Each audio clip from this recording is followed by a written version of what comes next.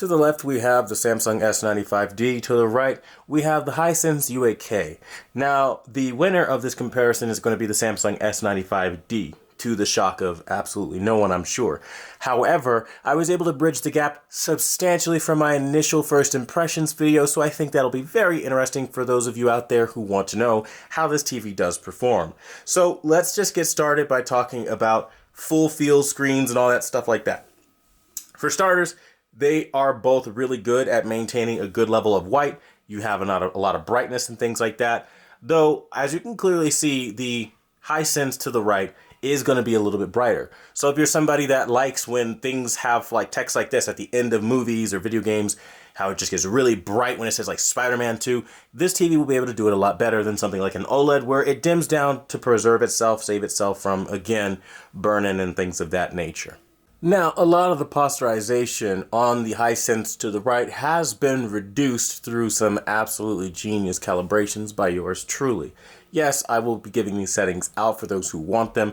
However, it is important to note that this TV, and much like a lot of the 2024 TVs I've run into so far, require a ton of calibration work, which is really annoying because this is the one year where it's actually worse than it's ever been for calibration. And like you almost really desperately need it for the TV to have any real innate value.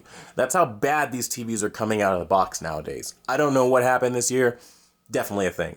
But rejoice in knowing that the posterization has been reduced greatly, and now the picture quality I can say is okay. It's not like my standard of being good, but it is okay. I think a lot of people would call it great, fantastic, especially coming from older TVs.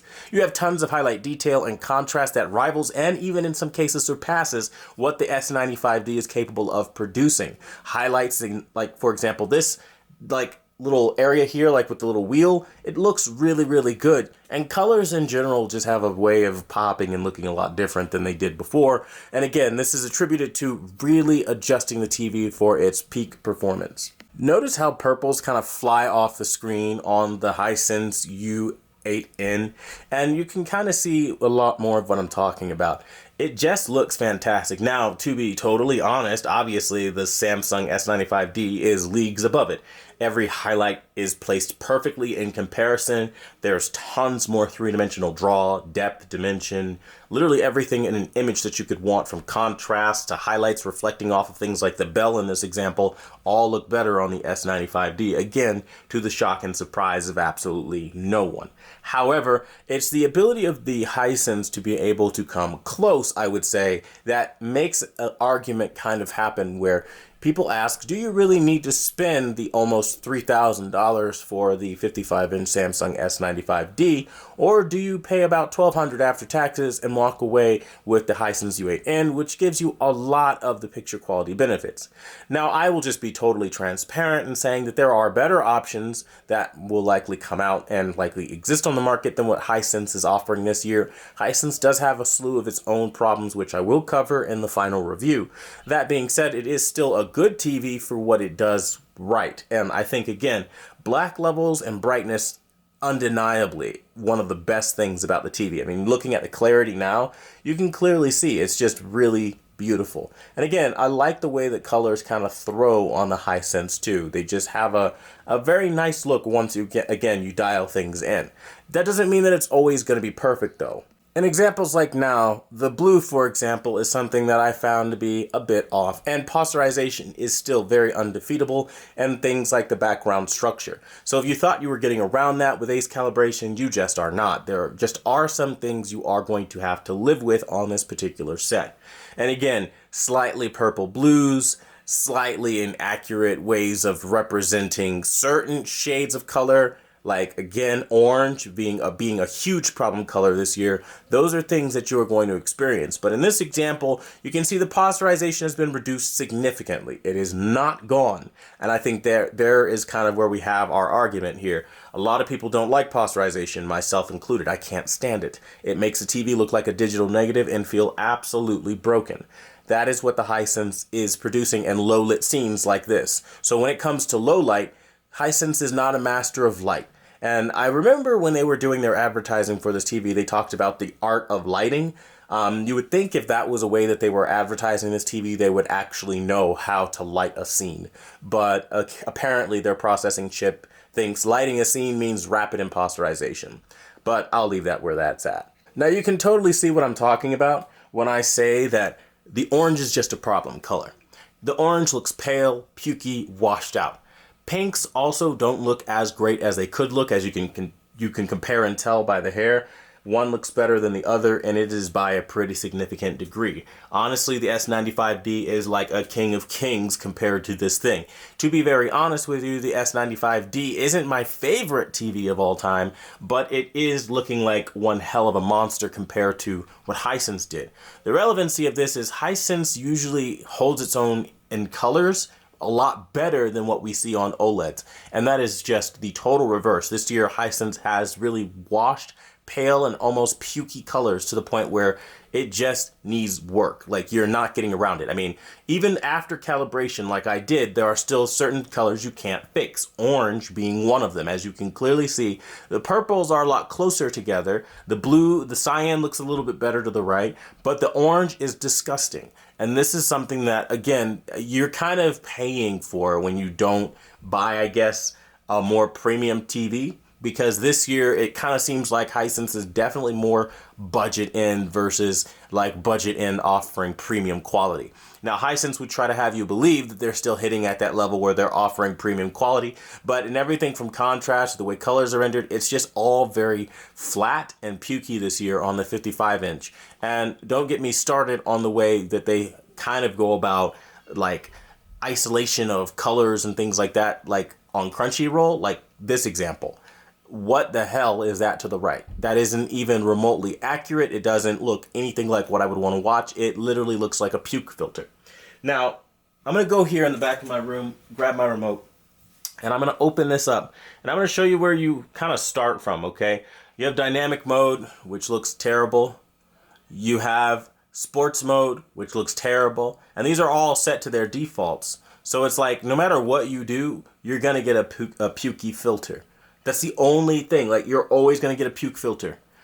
Energy saving, a little bit better, but it's way too dim and dark. Theater day, something I was working on, trying to fix this, but still pukey and flat. Filmmaker mode, the worst of the worst. It literally looks like ungraded footage. It is so hazy and so ugly. Theater night, or rather, so hazy and ugly you wouldn't believe. Filmmaker mode, I've tried to work on it and get it a little bit better. So again, I'm trying different things to try to fix this. But as you can clearly see, no matter what I do, it's just a pukey, flat, ugly image. And again, going back to the theme, our problem color is orange. You just cannot fix orange. It looks like crap. This is going to be a massive problem when you get to scenes with a lot of fire or explosions and things like that. But not everything is going to look bad. Like in this example, the orange looks better on the Hisense U8N to the right than the S95D to the left. And again, the highlights, all of it, it's looking so much better on the right because, again, many LEDs get way brighter than what OLEDs can get, but at the same time, you still have a decent amount of contrast. Now, what impressed me about this scene versus when I first started doing the comparison and calibration is this scene struggled immensely with a ton of posterization to where this entire sequence was unwatchable. So it is possible to calibrate to a point where posterization is reduced, as I've done here. Again, it's not mitigated entirely. It's not, going to be a non-issue, but you can get it to a point where you can experience an enjoyable image. Like, I look at the Hisense to the right, and it is a damn enjoyable picture, vibrant color, highlights flying off the place, and it looks reminiscent of what I have here on the OLED to some degree. Now, I say some degree because if you really look at the OLED, you can clearly see it's sharper, it's more detailed, it's got better highlight placement of things like practical lighting in the background. And if you're new to the terminology, practical lighting are any small source of highlights in the background. It could be like the lights in between a burning stack of trees, or it could be a lamp in the background, that light in the background. Any little light in the background is called a practical light, right? Background lights, basically. And this TV to the left with the Samsung S95D does a way better job of presenting tighter, sharper contrast, on practical lighting, and that adds to a level of ambiance. Now, what makes it so impressive that that is the case is when we think about the fact that there is a foggy, hazy filter for matte finish screens on the Samsung S95D, and I've shown this off against other OLEDs and it looks just dreadful. And so we can clearly see that even though it has that, against other TVs though, like the Hisense, it looks like a king. And so it's not like it's a total trash TV for anybody thinking that the Samsung S95D was getting an unfair break. No, not at all. It's just comparatively to other OLEDs, it does not compete as good. But again, now we see it up against a mini LED, and the mini LED is struggling. It can't keep up to the level of which it's supposed to. And again, that's going to make a lot of people feel a type of way, I understand, but I'm not here to codify feelings. We're here to give truth, and the truth is simple. There is a benefit of having QD-OLED versus mini LED, and no matter how hard mini LED manufacturers try, they are still only LED based. And I will tell you, by the way, the Hisense this year on the U8N has the worst viewing angles I have ever seen on any TV ever. Just throwing that out there too. So here we are with actual demo content of the Samsung S95D and the Hisense U8N. We're going to pause right here, okay? And this is the Samsung Display 4K QD OLED demo, right? You guys can look that up if you guys want to do exactly what I'm doing here. So you look at it at a glance, it's very obvious. The Samsung S95D has more vibrant, more accurate colors. Basically, the image is a win all around. Looking at the Samsung S95, or rather the Hisense U8N to the left, it's not like it's bad, it's just not fantastic. It has a lot of areas of opportunity, as they say, right? Now, greens do look good. They have a nice rich color to them in comparison to what Hisense is putting out. Not the same level of contrast. Blues are just completely wrong. They just look gross. Particularly the lighter shade of blue here looks not so great. The magenta-ish color, again, not looking so great. And then, of course, we have our blue at the top. That looks a little bit better than what we have on the Hisense or rather the Samsung S95D. Yellows are also a little bit better. Greens as well, looking a little bit off on the Hisense as well.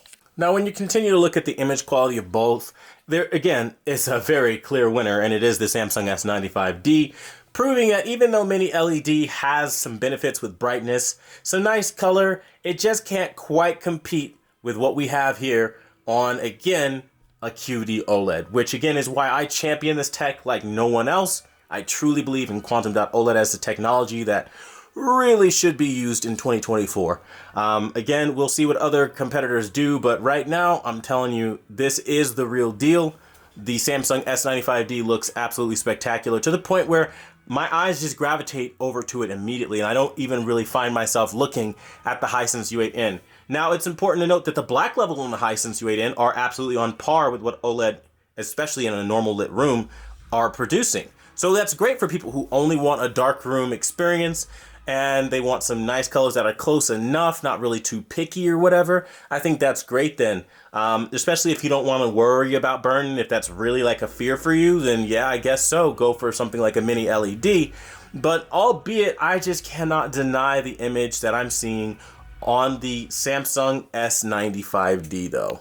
Now, when you watch anime like One Piece here, for example, you can see that the colors on the S95D are just better. More importantly, the highlights. That's, again, what's really going to play the biggest role in my personal opinion. How well a TV can hone in on tiny highlights, brighten them up, while keeping the rest of the image dark with a lot of depth, that ultimately will dictate a champion of a TV. And I'm sorry to say this, but Hisense is nowhere close to even competing with OLED in that area. If we look at all the detail coming off of every little piece of, again, LED here, the little error sign there, that's more three-dimensional. Like everything about the Samsung to the left pops. Now again, to the surprise of absolutely no one, I understand. Yes, I also understand that it's a QD mini LED and this is a QD OLED and there are limitations, but I'm here to tell you what those limitations are, which is why I'm not holding punches, because in the end, you ultimately do need to know the differences between these two. And then again, if you hit play here, we're on episode 1101 of One Piece here, and just play like the little running sequence, you can kind of see what I'm talking about. Again, I'm not going to play too much because I don't want them to do what they always do, which is yank the video down, but you get the idea. Now, the reason I talk about practical lights and tiny highlights more than almost any other aspect of TV reviews, at least metrics, is when you look at things like this. The highlights coming in here, these moments in films, movies, TV shows, anime, doesn't matter, they're the most important because they accentuate things like the lights, the rays of lights in your ambient, and they'll show little shining effects happening here on the metal of the frame there, and those moments where they pop, that's what you look for. Like, for example, you can see the glistening effect happening. That is what we look for when we're trying to assess what a TV can and can't do. And ultimately, that's where something like QD-OLED way excels above anything mini LED has the ability to do. Again, those self-emissive pixels allow you to get really tight contrast on things like that. And imagine, this is a TV that has its contrast slightly reduced due to the matte finish screen that scatters light and doesn't allow it to be as sharp as something like the S90D, which is just a monster of a TV. And again, I highly recommend everybody run out and go buy one because, oh my God, I'm in love with the damn thing. I don't think I've ever loved a TV, by the way, as much as the S90D, but we'll just let that be where it is right now. But for this comparison, you can clearly see, again, the examples where one does better than the other. So here we are with the motion test here on my channel, Quantum TV. If you guys want, go to the testing material playlist. The idea is to look for artifacts. The TV that has the less artifacts in between the train is going to be better for motion. And as it stands, Samsung is doing better for motion artifact control than what Hisense is doing. Hisense having a bit more in the way of motion artifact, again, on this example.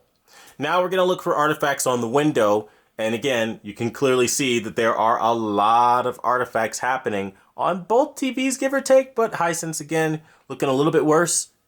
Let's see. Now we're going to do the helicopter blades, which is my personal favorite test, to see which one would start breaking apart. Samsung's breaking apart more now in this example than Hisense. Now Hisense is pulling ahead for breaking apart with artifacts.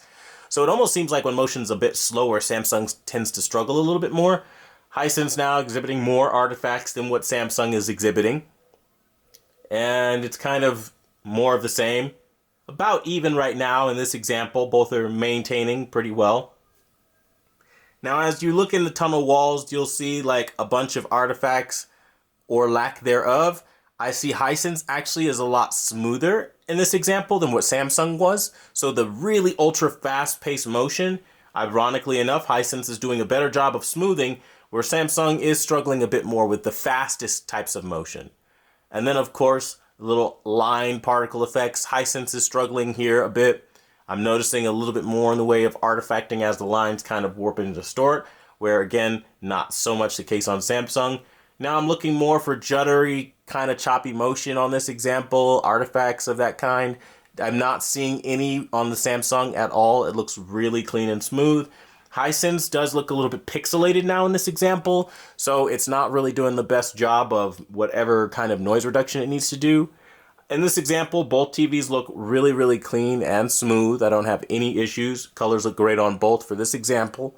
And now we're looking at buildings, and again, I'm not seeing any issues as far as motion. So they do really well, but so far it's looking like, Samsung struggling on this example, Hisense not struggling as much. I honestly would call these two as a tie for motion from what I'm seeing right now. Looking at hockey, Samsung definitely has the worst motion for hockey. Hisense is smoother for motion here. So I think Hisense actually has a slight edge here, where Samsung is a little bit more on the jankier side of things, at least when we talk about motion processing. Now this is another one of my testing material demos. Again, you can find it in the testing material playlist. We're looking for artifacts and judder. Lines breaking apart for this example is what we're looking for. Who breaks apart more? As I see lines pan across escape, Samsung again struggling way more than what I'm seeing on Hisense. So Samsung definitely has the more janky motion, if you will, than what we have on the Hisense. So that's definitely a good thing. Now, as we look at this example, I'm looking for blooming or any kind of nonsense like that. And I'm surprised with how well Hisense honestly holds up in this area. There's zero blooming at all on Hisense, as you can clearly see. It's basically OLED level with the control that I'm seeing, with the contrast in that example. And even on the text here, there's like zero blooming. So there's no real issue there. And these types of things really trip up local dimming algorithms, stars, and everything. And even still, I'm really shocked to see that there's not a single hot spot or bright spot of stars or nothing. It's just deep, inky, and black. This is where Hisense, again, is pulling ahead in a major way. And that little light there is just like a light source in the back of my room here. But again, I have no issues whatsoever and as far as the black levels go. Now, as far as the blurrier image for lower bitrate content, it's going to kind of be obvious that the Hisense will be that. We're looking for dirty screen effect and vertical lines. I do see them present themselves more prevalently on the Hisense U8N to the right, so there's a bit more black lines that you can see, where on Samsung I don't see not a single one. So this does have a tiny little bit of dirty screen effect, very tiny. And we're looking for natural tones and skin tonalities, and of course we can find them on the Samsung S95D immediately. It's just ridiculous how gorgeous it is. Hisense looking a little bit more artificial by comparison, but either way, it is what it is. Now, not to say that the Samsung S95D is totally innocent though. I have a window here off to my left, and as you can clearly see, light is just scattering all across. So even though you don't get the single sharp line of reflection like you have here, imagine if instead of a sharp line, when that light hit there, it's scattered in a wider area and gradated across the entire screen. That's what happens on the Samsung S90C, and that is why the matte finish screen is so damn bad. But either way, both TVs looking stellar right here in this example, showing blooming control for the Hisense as well. Again, just showing Hisense really is a champion as far as black levels this year. Truly the best I've ever seen. Fantastic. I can't speak highly enough about that particular portion. I guess all in all, in essence, comparatively against the Samsung S95D, it doesn't do a bad job at all. It just is outclassed, and I think we all expected that. However, it is impressive to see how close it can maintain certain margins in certain areas with calibration. Without calibration, whipping this TV out of the box, you will see a flat, ugly image. You just will. But if you want, you can join my membership for $5, get my settings, and be able to see what the Hisense U8N is all about and what it's truly capable of, because I'm telling you, TVs just do not come ready to go like this right here. Looking at the beautiful flowers on the screen right now and all the wondrous colors, I'm going to actually pause right here and show you what I'm talking about, because a lot of people just talk but they don't show, and that's what the image would have looked like if we were to do a comparison. It wouldn't have been very impressive. It would have looked pretty crappy. Theater day, again, being my adjustment that I made, theater night being more, again, what you would have gotten. Pale, lifeless, washed out. It's just what it is. Versus when you go in and you actually calibrate, you can bring back a lot of that color, and that's what I did for you guys on the Hisense U8N. So again, if you want these settings, join $4.99. It helps the channel grow. I get more units in, and I can cover more ground to help make sure everybody gets proper settings for their TV versus what we're stuck with. But either way, you can see colors are gorgeous. It's a great looking TV, but comparatively against the Hisense U8 or the Samsung S95D, it does end up failing ultimately. As you can see here in this example, the color orange, as I mentioned, being a problem color, well, you can see how pale and washed out orange is here. And again, that's after calibration work. There's really just no fixing orange. It looks terrible. And again, it is what it is. There are trade-offs, there are problems with the TV, but it is good in the areas that it is good, and even great in certain areas, again, like black levels, as you are clearly seeing here. But again, let me know what you guys think in the comments down below. And as always, I want to thank you guys so much for watching the #1 brand in honesty. And until the next video, I'll see you guys later.